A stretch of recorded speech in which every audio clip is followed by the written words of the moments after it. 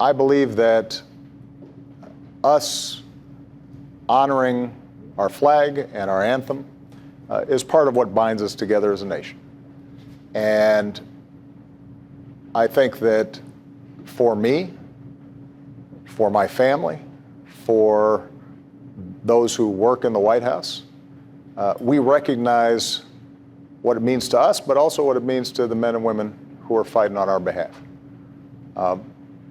Part of what makes this country special is that we respect people's rights to have a different opinion and to make different decisions about how they want to express their concerns.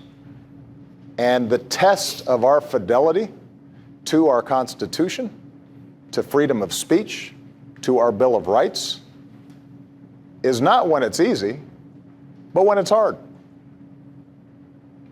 We fight sometimes so that people can do things that we disagree with. But that's what freedom means in this country. In a democracy like ours, there are going to be a lot of folks who do stuff that we just don't agree with. But as long as they're doing it within the law, then we can voice our opinion objecting to it, but it's also their right. I want everybody to listen to each other. So I want Mr. Kaepernick and others who are on a knee, I want them to listen to the pain that that may cause somebody who, for example, had a spouse or a child who was killed in combat, and why it hurts them to see somebody not standing.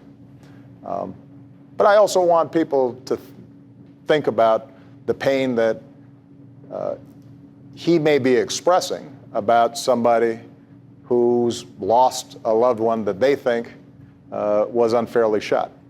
And you know, one of the things I always say about American democracy is it can be frustrating, but it's the best system we got. And the only way that we make it work is to see each other, listen to each other, try to be respectful of each other, not just go into separate corners. And I do hope that anybody who's trying to express any political view of any sort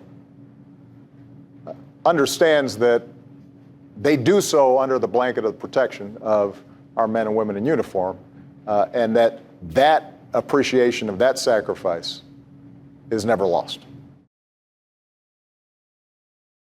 Wouldn't you love to see one of these NFL owners, when somebody disrespects our flag, to say, get that son of a bitch off the field right now, out, he's fired. He's fired!